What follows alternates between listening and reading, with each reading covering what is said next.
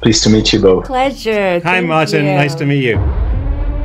If you've got the time and the stomach for it, I've got a story for you. This is your 10th cooperation on a movie project, if I recall correctly. We have worked on 10 movies, yes. So how would you say that you influence each other as filmmakers, and perhaps how did this dynamics change with time?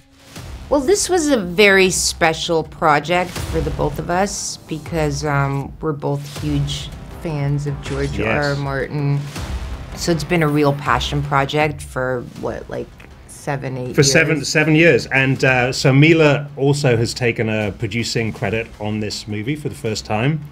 She also worked on the screenplay with everybody. She drew back some of my action tendencies and put focus on the characters. She read one draft of the script and said, the action's great, where's the character?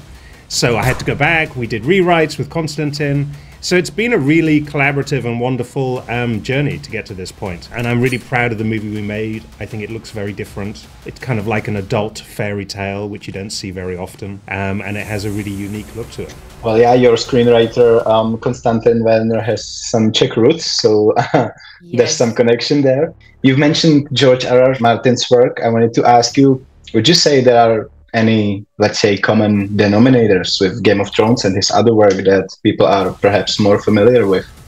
You know, the story has everything that people are familiar with George's work and like in his work. It's got the interesting characters, the very dark plot twists, the creatures, but it's a brand new world.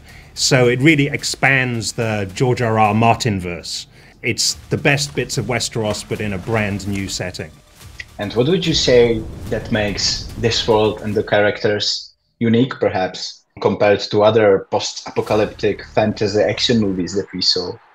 I'm a huge fantasy fan. I read a lot of fantasy novels, and this was the first time that I could actually be in a movie and be this magical entity without it being like, oh, she was created in a scientific lab or whatever. It really is a world of magical beings, curses and fates. It has all of those kind of archetypes in it, which I really love.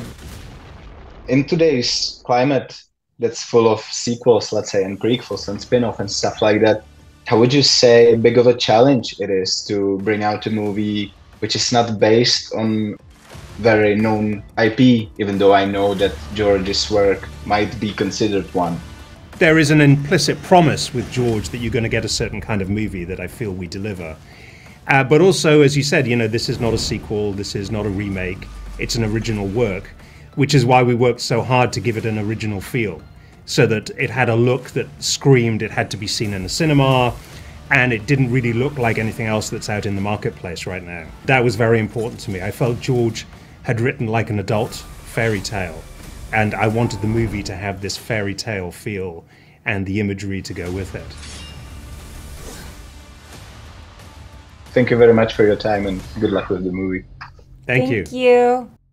I still don't know how it ends.